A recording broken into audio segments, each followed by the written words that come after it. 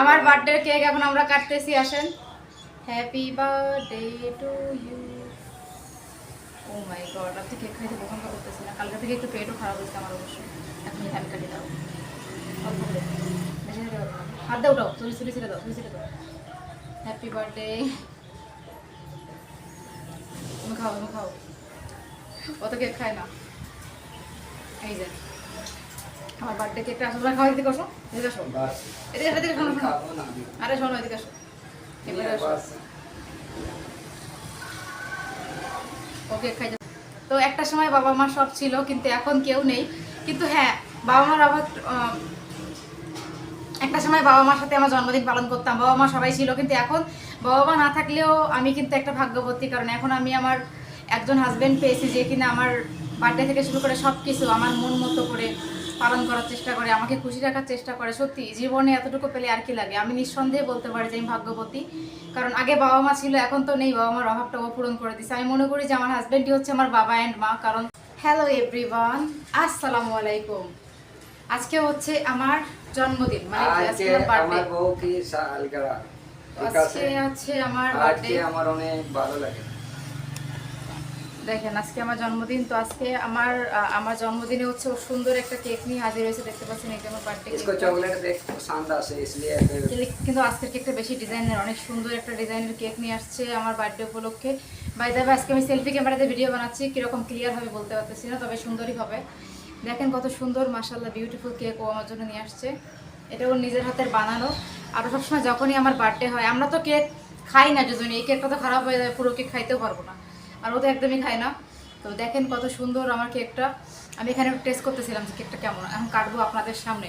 Test করছি কেন জানেন, আমার একটা মোরগ আছে না, বাদশা অর্ডার দিয়েছিল, প্রথমে বলছে তুমি আগে খাও এখান থেকে। আমার বাঙালি অনেক ভালো, ঠিক আছে? কত সুন্দর নাম কেকটা। ভাইয়ারা সবই আমার সাবস্ক্রাইব করবেন, বেশি বেশি দেখবেন, ঠিক আছে?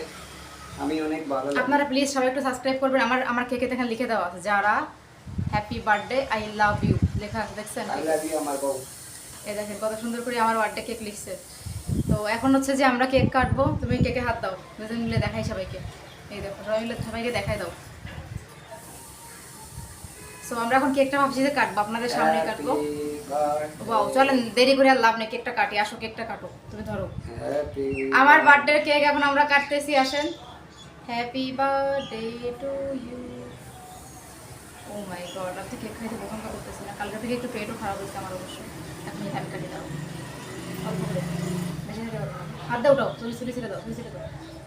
Happy birthday. তুমি খাও, তুমি খাও, অত কেক খায় না।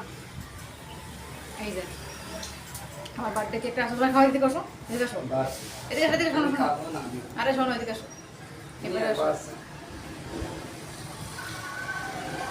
ওকে খাইতে চায় না বেশি একটা, ইয়ার খালাম ঠান্ডা ঠান্ডা। তো এখন হচ্ছে যে কেকটা আমি খাই, আপনারা দেখেন অনেক মজা। সত্যি বলতে কি, নিজের হাতের বরের হাতের বানানো কেক খাওয়ার মজাই আলাদা। আর আমি খুবই খুশি একটা মানুষ, কারণ হচ্ছে আমার বার্থডের দিনে আমার বর, আমার ভালোবাসার মানুষ, যে নিজের হাতে আমার জন্য কেক তৈরি করে, আমাকে সারপ্রাইজ করে। সো এর থেকে বড় কিছু আর কী হতে পারে বলেন? এটাই তো মনে হয় জীবনের সব থেকে বড় একটা পাওয়া একটা মেয়ের। আমি যেই ফ্লেভারের কেকগুলো পছন্দ করি, সেই ফ্লেভারের কেকগুলোই আমার বর বেসিক্যালি আমার জন্য নিয়ে আসে সবসময়। তো এই ফ্লেভারের কেকটা অনেক পছন্দ। বাট এই উপরে যে কালারটা দেখতে পাচ্ছেন, এই কালারটা আমার বর এবার নতুন বানিয়েছে একদম আমার জন্য। এই কেকের ডিজাইনটা আমি ওকে দেখিয়েছিলাম, তারপরে ও নিজের হাতে আমার জন্য বানিয়েছে। কালারটা আমার কাছে খুব ভালো লেগেছে। যাই হোক, দেখতেই পাচ্ছেন আমি কিন্তু কেকের উপরে চকলেটটা খেতে পছন্দ করি, পুরো কেকটা কিন্তু আমি কখনোই খেতে পারবো না। আর নিজেদের মনে করেন আমার বর এই কাজগুলোই করে, কেক বানানো থেকে শুরু করে সবগুলোই আমার বর এই ধরনের কাজগুলোই করে। সো এগুলো খেতে ইচ্ছা করে না, এনি টাইম কেক খেতে পারি চাইলেই। তো এই জন্য কেকের প্রতি খুব একটা ইন্টারেস্ট নেই। বাট তারপরও যখন ঈদ হয়, তারপর হচ্ছে আমার বার্থডে, আমাদের অ্যানিভার্সারি, এই সব কিছু এই প্রোগ্রামগুলোতে একটু কেক আনা হয়, বাসায় একটু সেলিব্রেশন করা হয়, এই আর কি। বাট আমার বর এত ব্যস্ত মানুষ, তার তো টাইমই হয় না, আর ও সারাদিন কেক বানায়, ও তো কেক খেতেই পারে না। তো যাই হোক, আমার জোরে একটুখানি খেয়েছিল, আর বাকি আমি একটু একটু করে খাচ্ছি, পুরোটা খেতে পারবো না। পাড়াতে অনেক বাচ্চারা আছে, ওদেরকে দিয়ে দেবো একটু পরে গিয়ে।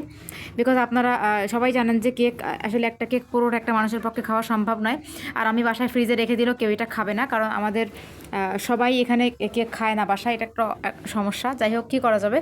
তো যাই হোক, আমার সুবাদে কিছু কিছু বাচ্চা খেতে পারবে, এটাতে আমি খুশি, আমার বাচ্চাদেরকে দিয়ে দিব।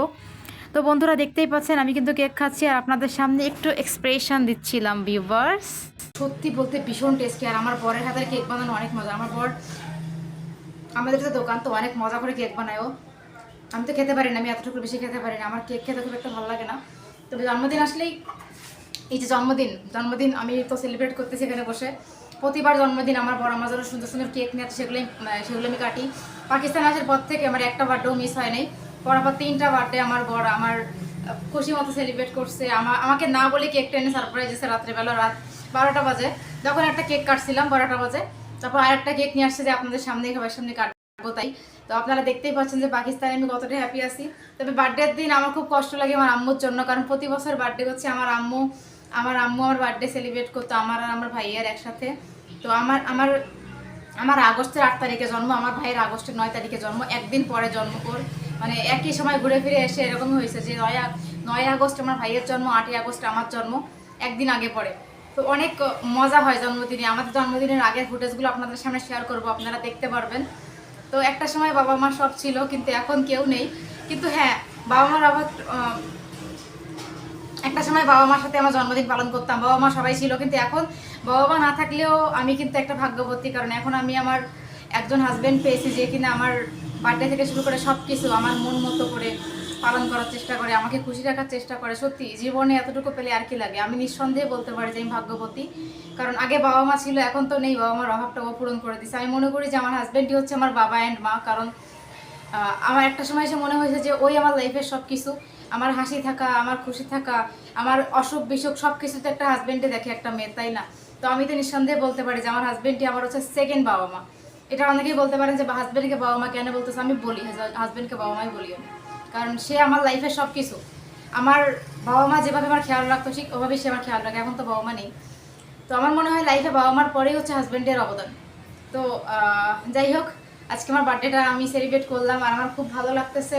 আমার জন্মদিন আমি পালন করে দিলাম। সো এবার হচ্ছে আমি 21 বছরে পা দিয়েছি। আপনারা জানেন গত বছর আমার 20 ছিল, আমি কখনো আমার বয়সটা লোকাইনি। সো এখন আমি 21 বছরে পা দিলাম। আমার খুব খুশি লাগতেছে যে আমি 20 পেরিয়ে গেছি। অনেকে বলে না 16 পেরিয়ে গেছি, আমি এবার 20 পেরিয়ে গেছি। এবার আমার 21 বছরে আমি পা দিলাম। সো ফাইনালি আমি নাও 21 ইয়ার্স ওল্ড। খুব ভালো লাগতেছে যে 21 বছরে পা দিয়ে। আর এই জন্মদিনের দিনগুলো অনেকে স্পেশাল হয়। ছোট ছোট পায়ে পায়ে করে করে পাকিস্তানে আসছিলাম, তখন আমার ছিল হচ্ছে 19 বছর। 19 বছর পুরোপুরি আমার হয়েছিল না, তখন আমি 18.5 ছিলাম। 18.5 থেকে এখন আমি হচ্ছে 19, 20, 21-এ পা দিলাম। এখন খুব এক্সাইটেড লাগতেছে আর অনেকটা বড় হয়ে গেছি এখন। 20 পার হয়ে যাওয়া মানে অনেক বড় হয়ে যাওয়া, অনেক বড় হয়ে গেছি আগের থেকে। তো কি বলবো, কিছু বলার নেই। আপনারা আমাকে সবাই বার্থডে উইশ করবেন আর আমাকে শুভকামনা জানাবেন, কারণ আমার তো কেউ নেই আপনারা ছাড়া। আপনারাই আমার ভালো মন্দ বোঝেন, তো আপনারাই আমাকে শুভকামনা জানাবেন, আমার জন্য দোয়া করবেন আমি যেন ভালো থাকতে পারি। আর happy birthday to me. Bye bye. ছোট্ট একটা ক্লিপ শেয়ার করে দিলাম আপনাদের সাথে। আপনারা ভালো থাকবেন, আমার জন্য অনেক অনেক দোয়া করবেন, যাতে আপনাদের এই আপুটা অনেক ভালো থাকতে পারে। দুনিয়াতে যাই করেন, দুনিয়াতে চেষ্টা করবেন হাজব্যান্ডের মন জুগিয়ে চলার।